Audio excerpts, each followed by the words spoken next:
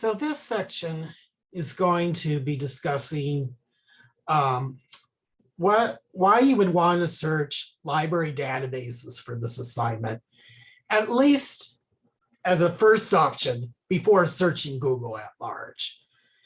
I know that Google is a very familiar environment to most of you, if not all of you. And a lot of you may say, oh, yes, I know that some stuff that's not of quality shows up in Google, and I know how to evaluate, et cetera, and so forth. But you need to understand, especially when it comes to LitCrit, and especially when it comes to finding resources about various different ethnic persons and races from around the world, that you can definitely run into trouble if you're just going into Google with not much knowledge about your topic at hand. So to get there, we're going to click on the Google versus library databases underneath the Google Slides presentation. And I'm going to go ahead and put this in presentation mode. And so in almost all cases, you'll want to do your research of library databases first. So what is the difference about searching library databases versus Google? So quality varies. Anything can put anything on the web, including Wikipedia. Yes, anybody can author a page in Wikipedia. Anybody can edit a page on Wikipedia. And so you're relying on the big general masses at any critical time. And there may be a time where that Wikipedia page is not quite right, or is not complete, or person who originally wrote it didn't really do their research. All of those things definitely do happen. But also not on the information's not organized or indexed. And this can be a challenge because sometimes that magic phrase or word may not be mentioned anywhere on the Google page itself, and therefore it won't show up in your hundreds of thousands of page results you came across. So you need to keep that in mind. Library databases, by contrast, quality is guaranteed as all content is screened for suitability publication. So, there's our important professions known as publishers and editors, and as well as what are sometimes called referees or peer reviewers. All of these various different people are important in terms of making sure that once the work is finished or at least abandoned, it is of good quality. The person has done their research and it is sound. Library databases also include subject headings and other forms of indexing. So yeah, Google may seem relevant and satisfactory relevance, but satisfactory relevance can be important with those subject headings as well, and those can be quite important. Now, if you search in Google, if it comes to published materials, they are often not free. So Google Scholar will lead you to something through a publisher site, and eventually, you're clicking on your PDF and it's like, what is this? It's asking for a username and password, and you say, okay, I don't have an account. And then it's telling you to put in your credit card. And sometimes what that publisher is asking from you is ridiculous. It's like, I have to pay over $50 just to view this one article, and only the next 24 hours? Are you kidding me? So you have to hope that what you come across is free and available, and that's called open access. And unfortunately, there's a lot of good stuff that's not open access. In fact, if that serious academic scholar who worked hard and wrote their article and wants it published wishes for it to be open access, guess what happens? That author has to take out their money or their department's money and pay quite a bit in order for that to be open access. So you need to understand that that's what's going on there. And there are a lot of good authors who aren't that wealthy, or departments that are, especially right now with COVID. I mean, are you kidding me? So you need to keep that in mind.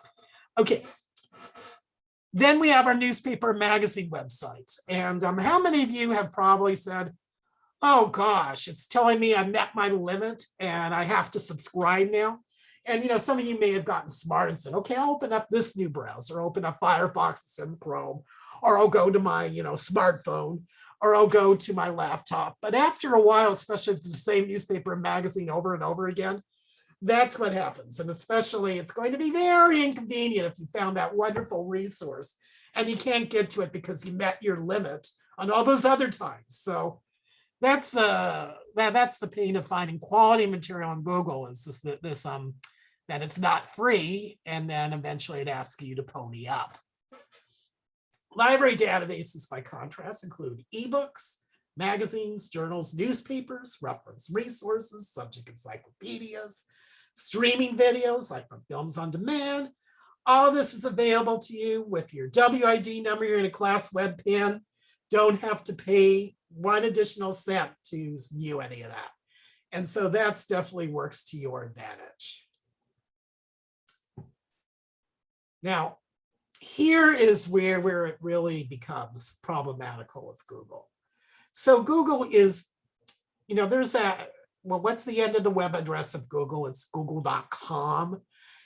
.com means it's a commercial website. And what's the nature of commercial websites? Well, they're mainly exist, to sell services or sell products. And some of it can also include through various different companies. Through them, they have an opportunity to make some money for them. So for example, Google has their Google ads, as well as there's some other factors that definitely work to Google's commercial success per se.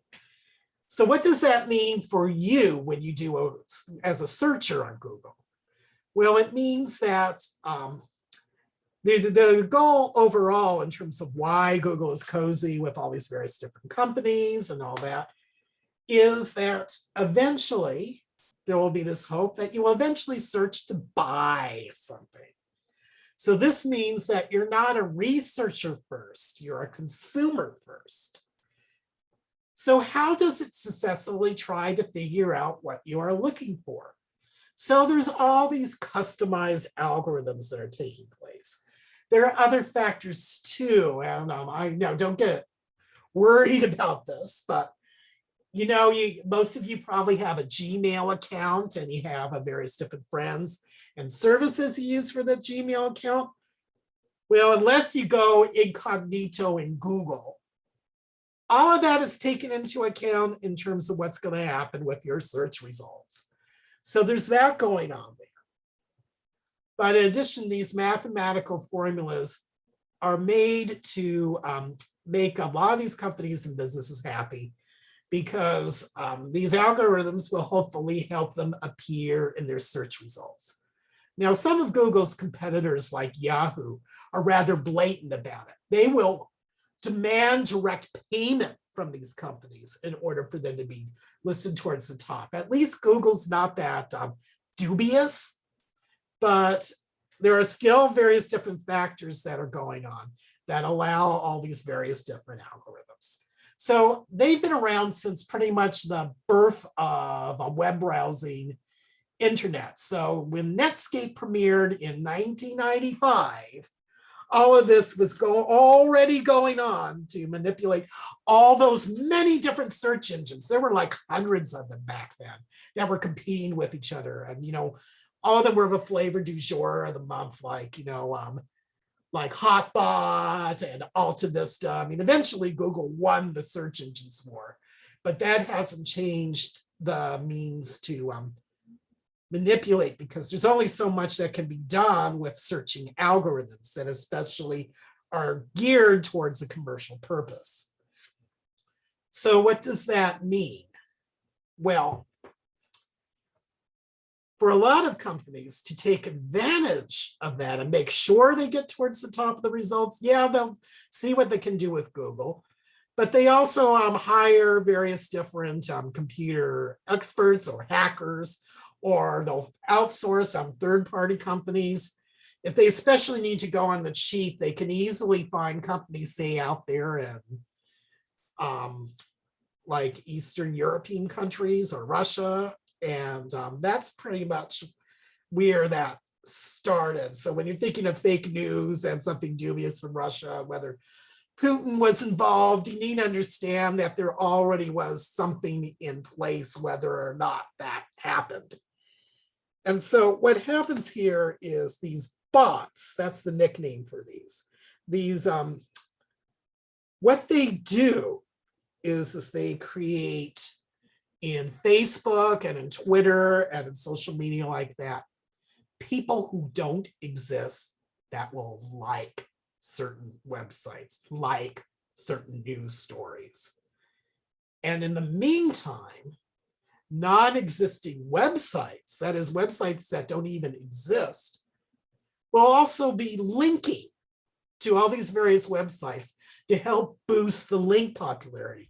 And these can happen in the thousands of imaginary people, thousands of imaginary websites. And so that's what leads towards the top of your results. So that's the problem of going to Google, to going to social media, to going to a commercial search engine. Even DuckDuckGo, you're going to run into this problem. Now, by contrast with library databases, we're not dealing with these algorithms at all. It's all based on subject indexing, words in the title, words in the abstract, and there isn't anyone out there deliberately manipulating these library databases. So what you come across does not have at least a commercial bent or a dubious bent that takes advantage of that commercial nature, which is what I will get into next.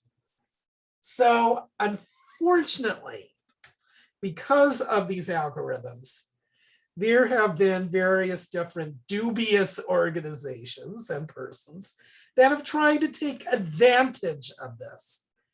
And so it is amazing how when you do a search on Google, especially on topics such as related to this assignment, that will lead you to cloaked bias or racist websites.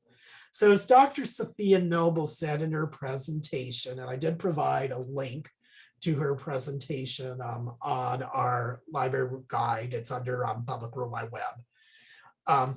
She has this overall quote that sums up her book, that sums up her whole perception of the problem. And this is of online searching in general, but especially with commercial spaces such as Google. And that is, we have more technology and data than ever, and more inequality and injustice to go with it. So here are some examples. So back in 1995, when Netscape premiered and everyone was immediately, ooh, the web was a new thing back then. One of the first pages that was created was martinlutherking.org. That was its website. That was its, URL web address. And so when you think martinlutherking.org, .org stands for websites. That's supposed to be a nonprofit organization. And so the expectation is, well, with martinlutherking.org, therefore, this is the authoritative one. Just looking at the address itself in terms of the subject. It's a nonprofit organization devoted to Martin Luther King. Therefore, it must be the most authoritative one, which is known as the King Center, that's in Atlanta, Georgia. But it's not. And this webpage was up for like over 20 years. In fact, over 20 years. 22 years, as a matter of fact, this webpage was up. And when you first look at it, it looks like it's a nice, professionally organized website. And if say you're a fourth grader and you hardly knew Martin Luther King, the man at all, you're learning about him for the first time and you're thinking, okay, this is an educational website and whatnot. You might assume, it talks about suggested books, historical writings. Ooh, this is an archive type of thing. But then why would the page have a link that says why the King holiday should be repealed? Why is there a link that's titled Black Invention Myths? I mean, how does this exactly coincide with a civil rights library? When you look into details of the content, you can see that it's not only unflattering Martin Luther King, but in fact, it has some racist and anti-Semitic, anti-Jewish overtones. So wait a second, MartinLutherKing.org, who provided this information? Well, the Southern Poverty Law Center, which is a very important nonprofit organization that continually studies hate groups, has some things to say about the group that provides MartinLutherKing.org, which is known as Stormfront.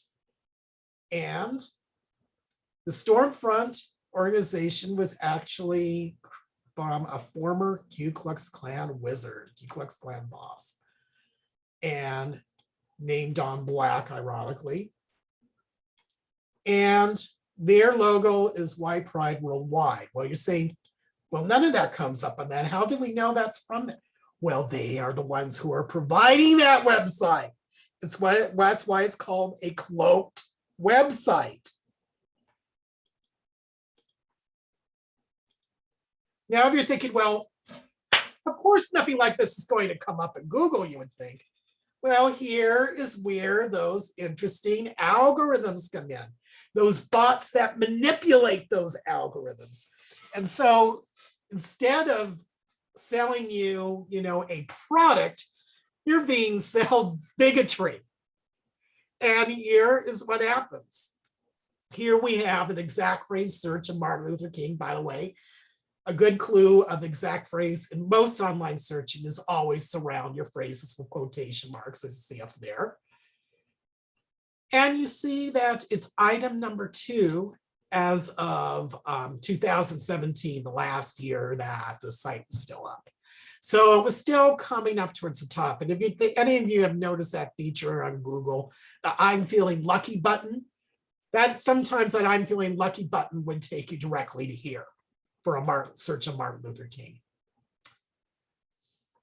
Let's take a look further down below. So the description here, the truth about Martin Luther King includes historical trivia, articles, and pictures, a valuable resource for teachers and students alike. And when we talk about databases, we talk about the importance of the abstract and tells you what it is and might sometimes it also includes something to value. So, it evaluates. So it provides some, criticism on it as well. And why would the editors of Google believe that? Well, it has nothing to do with anyone working for Google.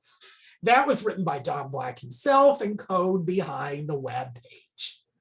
So this is what you need to understand you're getting in Google. Well, this might be an extreme example.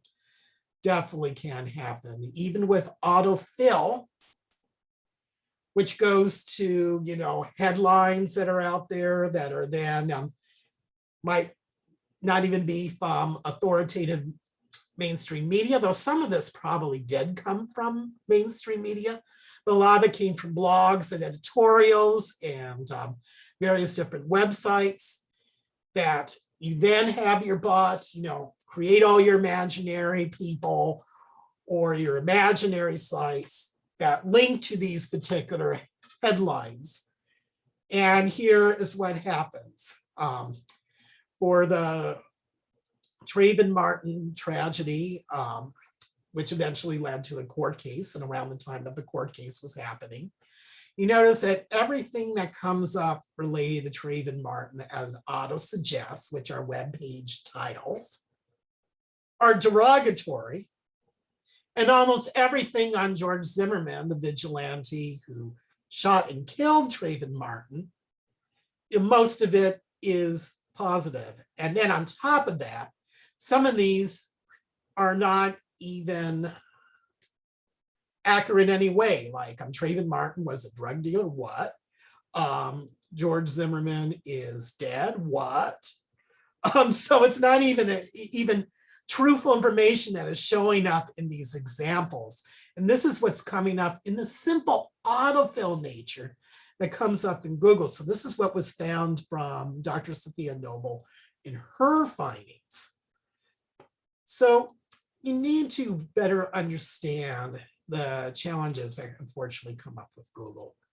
So what is the difference between that issue and what was with online library resources? Well, first of all, they need to be published. So there's a traditional publish process. It isn't like you're posting it on a web server and boom, it's online on the web.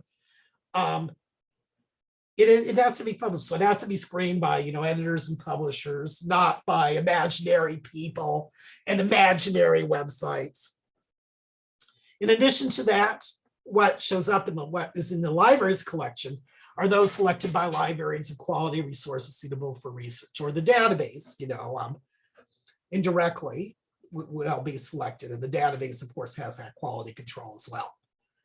Journal subject encyclopedias and most books are scholarly in nature, so they're peer reviewed. They're written by experts, reviewed by experts, audiences experts. And publishing houses for nonfiction book staff editors have fact checkers. So there's some work being involved that you can't automatically get just posting anything online. And then when there are opinions and editorials, they are usually written by experts in a related field of what they're discussing. So they know what they're talking about, unlike a Wikipedia author that may know nothing about what they're talking about. And finally, magazine and newspaper articles, well, they're written by journalists, not experts related topic. They still have responsibility of getting facts and accuracy. So a cover story from a magazine may not have a works cited list at the end and may have not done full in-depth research, and it's still newsworthy, so it's new enough that it wouldn't even have that. I mean, only now are we getting scholarly articles about the COVID crisis because it's a year old, but once upon a time we would have to go to magazines and newspapers. We at least, our journalists, at least, they are professional as journalists to at least get as many facts and accurate, and will at least interview or talk to those experts. So therefore, as before the days of the internet, the library is still the best place when it comes to research. And so through our subscriptions and our online materials that we perpetually own, they are available in online format. And so all these works that are copyrighted that you can't get directly through Google, at least not unless you want to pay the publisher or whatnot, you have access to that. And so it's through your WID number and your 6-digit class web PIN. And so that's it for this section. This will probably be the longest lecturing type of section. And I apologize for going longer. This is the first time I'm trying this section by section method. So I apologize if this went longer than you wish, but if anything, please definitely take a look at Dr. Sophia Noble's lecture, which under the Public World Wide Web page, there she is. Click on that and she can explain these things probably better than I even attempted to the last 10, 15 minutes or so. So thanks for bearing patience with me for this section, and I will see you on the next one.